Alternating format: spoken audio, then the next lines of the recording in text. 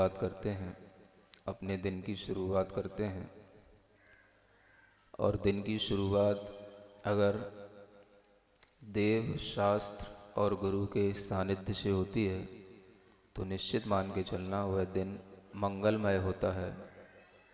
और जब वह दिन मंगलमय हो जाता है तो अपने आप आपको दूसरे दिन आने का मन हो जाता है।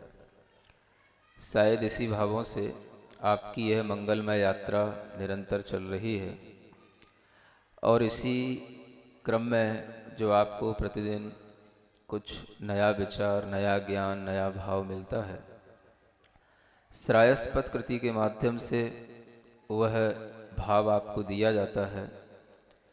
उसी कृति का 66वें नंबर का पद्य क्रम के अनुसार आ रहा है। अनुद्धताचार परा विनेयास तपो वयो बुद्धि परायणेषु लोकोत्तरे प्रश्रयता बलेन ज्ञानोत्कटम तम समवाप्नुवन्ति। कहा जा रहा है जो विनेय होते हैं, यानी जिनके अंदर विनय भाव अधिक होता है, उनको विनेय कहा जाता है। और जो विनेय होते हैं वही वस्तुतः शिष्य कहलाते हैं। विनय का मतलब होता है विशेष रूप से आगे ले जाने के योग्य। विनय का मतलब क्या हुआ? विशेष रूप से जो आगे बढ़ने के योग्य होते हैं, आगे चलने के योग्य होते हैं, उन्हें विनय कहते हैं। आगे बढ़ने का मतलब कोई नेता बनाने का मतलब नहीं है, कोई आपको समाज का कुछ प्रधान और अध्यक्ष बनाने का मतलब नहीं है। आगे बढ़ने का मतलब है कि अपने भावों की उन्नति करते हुए मोक्ष मार्ग पर आगे बढ़ने के जो योग्य होता है उसको विनेय कहते हैं। जो विनेय होता है वही वस्तुतः शिष्य होता है और वही वस्तुतः कुछ सीखने के योग्य होता है। उसके अंदर क्या होना चाहिए, थोड़ा यहाँ पर कहा जा रहा है अनुद्धताचार परा। उसका आचरण उद्धत नहीं होना चाहिए, अनुद्धत होना चाहिए। ये उद्धत क्या होता है?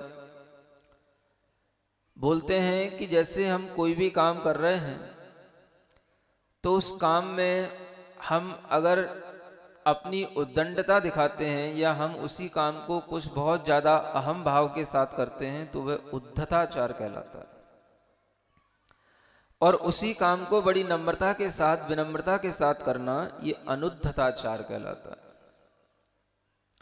श्रावक भी अपने धर्म का पालन करता है, वीतराग देवशास्त्र गुरु के चरणों में बैठकर के आराधना करता है, तो उसके अंदर ये गुण आ जाते हैं।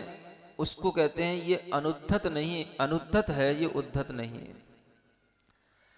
इसका मतलब यह है कि जब भी हम कुछ मोक्ष मार्ग के उपयोगी कार्य करते हैं तो हमारे अंदर एक विनम्रता का भाव, एक अहम से रहित होने का भाव आना चाहिए। किनके प्रति आना चाहिए? तपो वयो बुद्धि परायणेषु। जो तप में परायण है, बुद्धि में परायण है और उनकी वय भी श्रेष्ठ है, ऐसे जो तपस्वी होते हैं उन तपस्वियों के प्रति हमारा जो आचरण है वो आचरण उद्धतता से रहित होना चाहिए।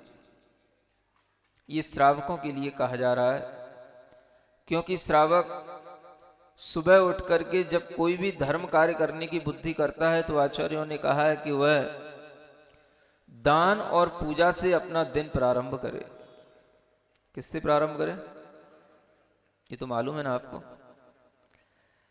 सुबह की शुरुआत ही हमारी दान से होनी चाहिए। क्या सुन रहे हो? आप कहोगे महाराज आमदनी से होनी चाहिए, और आप कह रहे हो दान से होनी चाहिए। देखो, आपको समझ नहीं आता। अगर आप एक बात सीख जाओ कि जो हमें गुरु महाराज बता रहे हैं, जो हमें जिनवाणी बता रही है, उसे हमें करते जाना है। समझ आ रहा है? तो आपके लिए बिना कुछ सोचे समझे अपने आप वह सब मिलता है जो आप भीतर से इच्छा रखते हो। आमदनी का जरिया भी यही होता है कि जब हम सुबह उठ करके सबसे पहले दान और पूजा के कार्यक्रम में लग जाते हैं तो यहीं से हमारी आमदनी का जरिया प्रारंभ होता है। क्या सुन रहे हो? यह एक दुनिया का बहुत बड़ा सिद्धांत हमें पहले से ही तीर्थंकर भगवंतों ने बताया है कि अगर आप कुछ चाह रहे हो तो पहले देने की भावना करो। सुन रहे हो? लेकिन अगर आप और अच्छा चाह रहे हो, उत्कृष्ट भाव के साथ चाह रहे हो, तो सिर्फ दो, लेने की इच्छा मत करो। क्या सुन रहे हो? आप लोगों को ये बात थोड़ी धीरे धीरे समझ में आ सकती है। देने की इच्छा करना अपने आप में एक बहुत महत्वपूर्ण चीज है। हमारे पास इतना तो रहता है कि हम देव शास्त्र गुरु के लिए कुछ ना कुछ देकर के अपने जीवन को, अपने दिन को शुरू करें, और यही देने का भाव हमारे लिए बहुत कुछ संपत्ति का कारण बन जाता है। जब हम लेने के भाव में रहते हैं तो हमारा देने का भाव भी कम हो जाता है। सुन रहे हो? नहीं समझ आ रहा है? जब हम ये भाव में रहते हैं कि हम दे तो रहे हैं लेकिन हमें कुछ मिल जाए, मिलेगा तो, लेकिन उस मिलने में कमी रहेगी। और जब हम इस भाव में रहते हैं कि नहीं, हमें कुछ नहीं चाहिए, हमें केवल देना है, तो आपका जो खुलकर के जो देने का भाव आएगा, वह देने का भाव, दान का भाव आपके लिए फिर ऐसा लौट करके आएगा कि स्वर्ग से पंच आश्चर्य करने वाले देव अपने आप आपके घर में सब कुछ देने चले आएंगे। कमी कहां रह जाती है? जो समाचार सुन रहे थे, उन भावों में जो कमी रह जाती है, उसी कमी को यहां पर बताया जा रहा है कि वो कमी कहां रह जाती है। और वह कमी यही होती है कि हम देने के साथ में लेने का भी बहुत बड़ा भाव रखते हैं, लेकिन जब श्रावक को यह समझ में आने लगे कि हम वीतराग देवशास्त्र गुरु के चरणों में जा रहे हैं, सुन रहे हो? ये एक बहुत बड़ी फिलॉसफी है कि जहां हमें कुछ भी मिलना नहीं है, देखने में ऐसा आता है जहां हमें कुछ भी मिलना नहीं है, वहां पर जाकर के श्रावक अपना सब कुछ समर्पित कर रहा है। क्या समझ आ रहा है? देखो, मन का भाव अगर वीतरागता के साथ जुड़ेगा तो आपके मन में भी बहुत बल होना चाहिए, आपका मन भी बहुत उदार होना चाहिए। हमें उनकी पूजा करना है जिनके पास में कुछ भी नहीं है। सुन रहे हो? जिन्होंने एक कौड़ी भी अपने पास में नहीं रखी है, एक सिक्का भी जिनके पास में नहीं है, एक तिनका भी जिनके पास में नहीं है, हम उनकी पूजा करने जा रहे हैं। मन बना लेना अपना, और नहीं बने तो मत आना।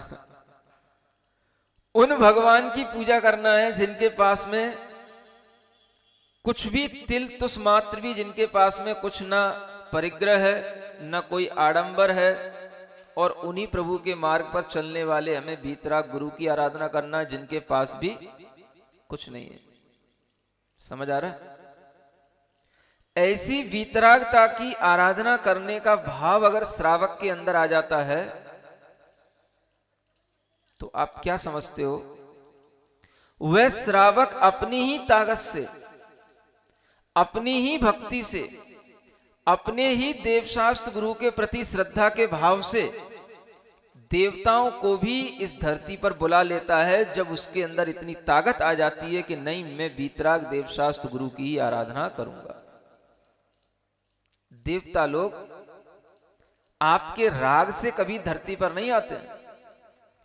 देवता लोग वीतरागता की महिमा देख करके ही धरती पर आते हैं। और जो व्यक्ति वीतराग देवशास्त्र गुरु की आराधना करने वाला होगा, उसका मनोबल कितना उत्कृष्ट होगा। एक तो उसे कोई भी कुछ चाहिए नहीं। क्या समझ आ रहा है? ये श्रावक का गुण बताया गया है। पहले श्रावक के गुण बताएं कि महाराज के गुण बताएं? महाराज के तो सुनते सुनते आप थक गए होगे। सुन रहे हो? आज पंचाश्चर्य की बात हुई है, है? तो थोड़ा श्रावक के भी गुणों को जानना जरूरी है। आचार्य समंतभद्र जी महाराज रत्नखंड श्रावकाचार में कहते हैं, नव पुण्य ही प्रतिपत्ति सप्त गुण समाहितेन शुद्धेन। क्या कहते हैं कि जो श्रावक है वो क्या करता है, 9 पुण्यों के द्वारा सम्मान करके 9 पुण्यों की प्राप्ति कर लेता, 9 प्रकार के पुण्य प्राप्त करता है। वह 9 प्रकार के पुण्य जिसे हम नवधा भक्ति कहते हैं, वो 9 प्रकार के विशेष पुण्य हैं। और वह पुण्य तभी होते हैं जब हमारे आचरण में उद्धतता नहीं हो, अनुद्धत आचरण हो। लोग सब देख लेते हैं और सब देख देख करके ही, सब तरीके से अपने मन में विचार करके ही कुछ प्रवृत्ति करते हैं, कुछ करने की भावना करते हैं। लेकिन आचार्य कहते हैं, जिनवाणी कहती है, अगर आपको दान देना है तो पहले अपने मन में सोच लो, हमें कोई भी लौकिक फल की आकांक्षा नहीं करना। ये आपकी पहली मन शुद्धि होगी। सुन रहे हो? दूसरा गुण है शांति, जिसे क्षमा भाव कहा जाता है। दूसरा गुण क्या है? श्रावक के अंदर भी एक शांति भाव, क्षमा का भाव आना चाहिए। और उस क्षमा के भाव में क्या होता है, कभी भी उसके लिए कोई भी कुटिलता का भाव उसके अंदर इस तरीके से नहीं आना चाहिए कि वह अपने लिए कुछ कर रहा था, वैसा नहीं हुआ, उसको क्रोध आ गया, क्रोध आया तो क्षमा का भाव रहा ही नहीं। समझ आ रहा है? क्षमा के भाव का मतलब है कि हमारे लिए जो दान देने की जो प्रक्रिया हमने प्रारंभ की है, जो हमने सोचा है जब से, और जब तक ये प्रक्रिया चलेगी तब तक हम किसी भी प्रकार का गुस्सा नहीं करेंगे, क्रोध आदि के भावों में नहीं पड़ेंगे, कोई द्वेष आदि के भावों में नहीं पड़ेंगे। समझ आ रहा है? हम बिल्कुल अपने मन को शुद्ध रखेंगे क्षमा भाव से। बोल तो बहुत जल्दी देते हो, मन शुद्धि, वचन शुद्धि, काय शुद्धि। अब सुनो मन शुद्धि क्या होती है। क्या सुन रहे हो? मन शुद्धि का मतलब गुस्सा नहीं आना किसी भी तरीके से। किसी ने कहा इधर थोड़ा सा जगह बना करके खड़े हो जाओ, नहीं, सबसे पहले महाराज जहां से निकलते हैं वहां पहले मैं खड़ा हूंगा। समझ आ रहा?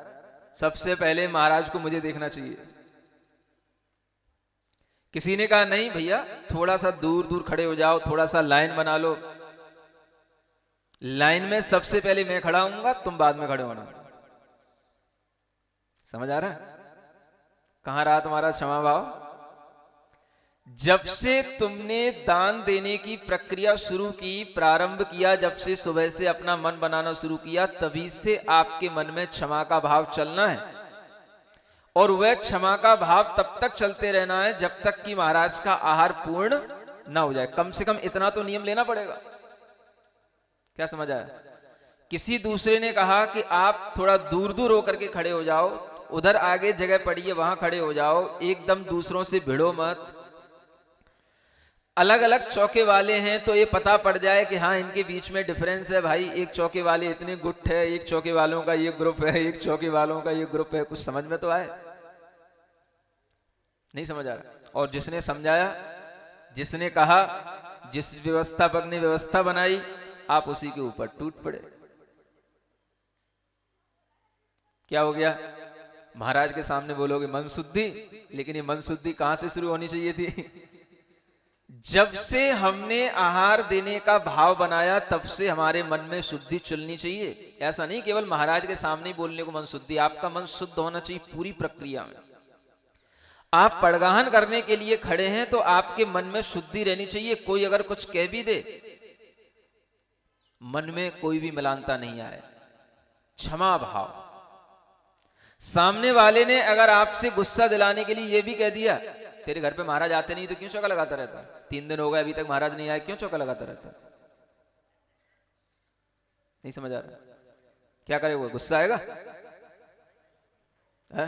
किसके ऊपर आएगा? महाराज के ऊपर कि कहने वाले के ऊपर? बताओ तो। है? किसी के भी ऊपर आया तो गुस्सा ही है ना। जब आप कुछ करोगे तो सुनना तो सब पड़ेगा ही।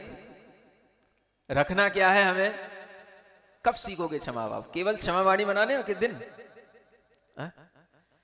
वीतराग देव शास्त्र गुरु के चरणों में आते हो, ये गुण कहलाते हैं। These are the properties of our soul. ये सब हमारी आत्मा के गुण हैं। इस लोक में किसी भी चीज की सांसारिक भोग विलासिताओं की इच्छा नहीं होना, ये हमारी आत्मा का सबसे बड़ा वीतरागता का गुण है। श्रावक भी थोड़े थोड़े समय के लिए इस गुणों की प्राप्ति कर लेता है। चलो कोई बात नहीं, जब तक भगवान की पूजा करें तब तक के लिए हमारे लिए फल आ जाए, लौकिकता की इच्छा नहीं करना। जब तक मुनि महाराज के लिए दान आदि की क्रिया कराएं तब तक हमारे लिए फल आ जाए, लौकिकता की इच्छा नहीं करना। दूसरा गुण, हमारे मन के अंदर क्षमा का भाव बना रहे। जब तक हम मंदिर में रहें तब तक हम क्षमा भाव के साथ रहें, मंदिर में कोई गुस्सा नहीं करेंगे।